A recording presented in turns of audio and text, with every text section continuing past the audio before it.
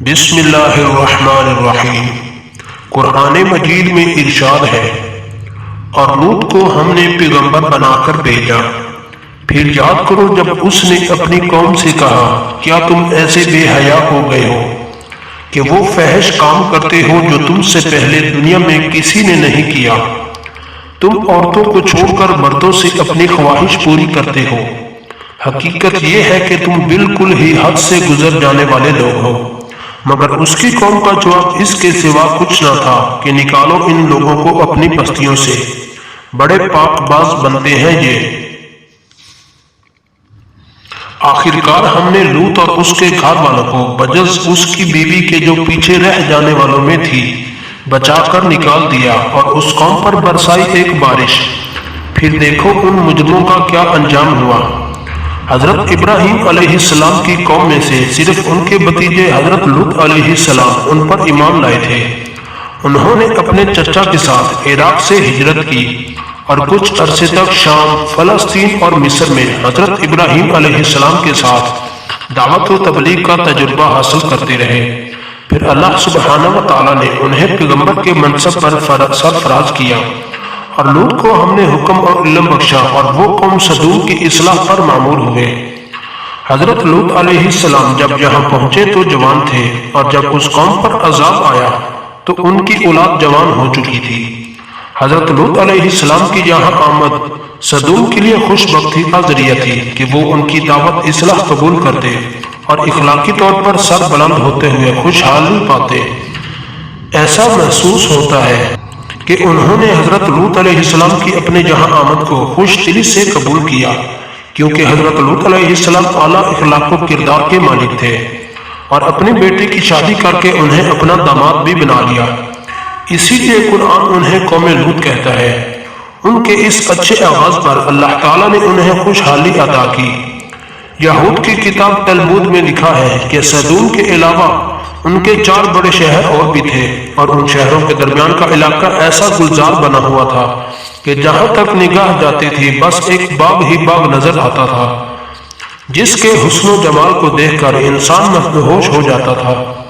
لیکن حضرت لوط علیہ السلام ان پر جو اخلاقی پابندیاں لگاتے تھے وہ انہوں نے قبول نہ کی۔ قرآن مجید کے مطابق وہ پہلے سے بہت برے کام کر رہے تھے۔ وہ سمجھتے تھے کہ حضرت لوط علیہ السلام کی باتیں مان کر ان کی خوشحالی کو دوام حاصل نہ ہوگا، وہ مانت پڑ جائے گی۔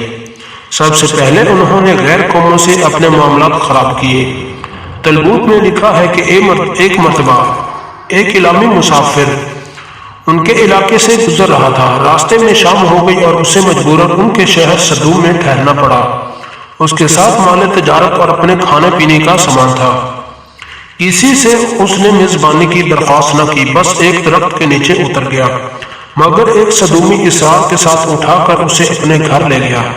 رات اسے اپنے ہاں رکھا، اور صبح ہونے سے پہلے اس کا گدھا اس کے زینوں اور مال تجارت سمیت اڑا دیا۔ اس نے شور مچایا مگر کسی نے اس کی فریاد نہ سنی، بلکہ بستی کے لوگوں نے اس کا سارا رہا سہا مال بھی لوٹ کر اسے نکال دیا۔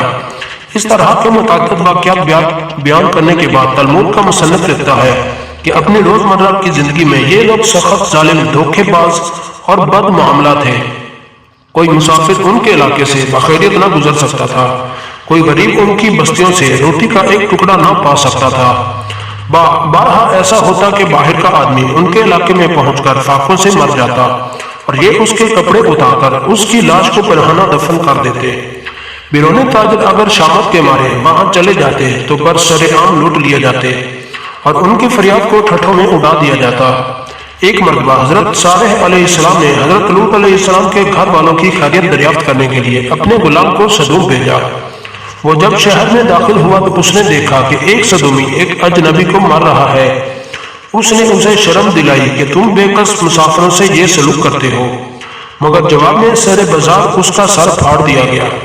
ایک مرتبہ ایک غریب آدمی کہیں سے ان کے شہر میں آیا، اور کسی نے اسے کھانے کو کچھ نہ دیا۔ وہ فاقے سے بدحال ہو کر ایک جگہ گرا پڑا تھا کہ حضرت لوط علیہ السلام کی بیٹی نے اسے دیکھ لیا اور اس کے لیے کھانا پہنچایا۔ اس پر حضرت لوط علیہ السلام اور ان کی بیٹی کو سخت ملامت کی گئی، اور انہیں دھمکیاں دی گئی کہ ان حرکتوں کے ساتھ تم لوگ ہماری بستی میں نہیں رہ سکتے۔ اپنی وادی کو انہوں نے ایک باغ بنا رکھا تھا جس کا سلسلہ میلوں تک پھیلا ہوا تھا۔ اس باغ میں وہ انتہائی بے حیائی کے ساتھ اعلانیہ بدکاریاں کرتے اور ایک لوط علیہ السلام کے سوا کوئی زبان ان کو روکنے ٹوکنے والی نہ تھی۔ قرآن مجید میں اس پوری داستان کو سمیٹ کر صرف 2 فکروں میں بیان کر دیا گیا ہے کہ وہ پہلے سے بہت برے کام کر رہے تھے اور تم مردوں سے خواہش نفس پوری کرتے ہو، مسافروں کی راہ مارتے ہو اور اپنی مجلسوں میں کھلم کھلا یہ بدکاریاں کرتے ہو۔ معلوم ہونا چاہیے کہ یہ خوشحال قوم تھی، اپنی خوشحالی میں مست تھی اور اسے اپنی تباہی اور بربادی کے آثار دور دور تک نظر نہ آتے تھے۔ لیکن آج اس قوم کا نام و نشان تک دنیا میں نہیں، اب صرف بحر مردار ہی اس کی ایک یادگار باقی رہ گیا ہے جسے آج تک بحر لوط کہا جاتا ہے۔ حضرت لوط علیہ السلام نے ان سے سوال کیا، اور تمہاری بیویوں میں تمہارے رب نے تمہارے لیے جو کچھ پیدا کیا ہے اسے چھوڑ دیتے ہو؟ مطلب یہ ہے کہ اس خواہش کو پورا کرنے کے لیے جو بیویاں خدا نے پیدا کی تھیں انہیں چھوڑ کر تم غیر فطری ذریعے یعنی مردوں کا اس غرض کے لیے استعمال کرتے ہو۔ دوسرا مطلب یہ بھی ہو سکتا ہے کہ خود ان بیویوں کے اندر خدا نے اس خواہش کی تکمیل کا جو فطری راستہ رکھا تھا اسے چھوڑ کر تم غیر فطری راستہ اختیار کرتے ہو۔ اس دوسرے مطلب میں یہ اشارہ نکلتا ہے کہ وہ ظالم لوگ اپنی عورتوں سے بھی خلاف فطرت فعل کا ارتکاب کرتے تھے، اور یہ بھی ہو سکتا ہے کہ وہ نادان اپنی خوشحالی کے مانند پڑنے یا ختم ہو جانے کے خوف سے آبادی کو بڑھنے سے روکنے کے لیے یہ حرکت کرتے ہوں۔ یہ اس قوم کا سب سے بڑا جرم تھا جس کی وجہ سے خدا کا عذاب اس پر نازل ہوا۔ اس کے ارتکاب سے تو بد کردار انسان کبھی باز نہیں آئے، لیکن یہ قوم اعلانیہ اس کا ارتکاب کرتی تھی اور اسے کوئی قابل شرم کام نہیں مانتی تھی۔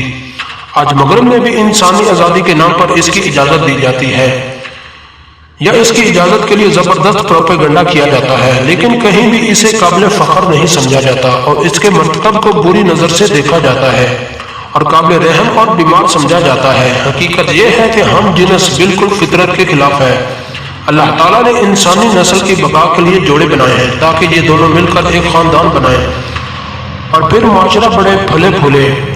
اسی مقصد کے لیے مرد اور عورت کو دو الگ الگ جنس بنایا، ان میں ایک دوسرے کے لیے کشش پیدا کی، ان کی جسمانی بناوٹ اور نفسیاتی ترکیب ایک دوسرے کی ضرورتوں کے عین مطابق بنائی اور انہیں ایک دوسرے کے لیے سکون، راحت اور لطف اندوز کا ذریعہ بنایا۔ اس جوڑ میں جو لذت ہے وہ بقائے نسل کا ذریعہ ہونے کے ساتھ ہی دونوں کے لیے خدمت کا نقد صلہ بھی ہے۔ مگر جو شخص فطرت کی اس سکین کے خلاف کر کے ہم جنس سے شہوانی لذت حاصل کرتا ہے، وہ ایک ہی وقت میں کئی جرائم کرتا ہے۔ پہلا جرم، وہ اپنی جسمانی بناوٹ اور نفسیاتی ضرورت کے خلاف عمل کر کے اپنے جسم، نفس اور اخلاق کو تباہ کرتا ہے، جس کا اسے کوئی حق نہیں کیونکہ یہ اس کا بنایا ہوا نہیں ہے۔ دوسرا جرم، جس قوت سے لذت حاصل کرتا ہے اس کے ذریعے بقائے نسل کے فطری نظام سے منہ پھیر کر اپنے فرائض اور ذمہ داریوں سے بھاگتا ہے اور فطری نظام سے غداری کرتا ہے۔ جس خاندان کے ذریعے وہ پیدا ہوا پروان چڑھا، مگر جب اس کی اپنی باری آئی تو حقوق اور فرائض کی ذمہ داریوں کا بوجھ اٹھانے کی بجائے اپنی قوتوں کو پوری خود غرضی کے ساتھ ایسے طریقے استعمال کرتا ہے جو خاندان کو تباہ کرنے والا ہے۔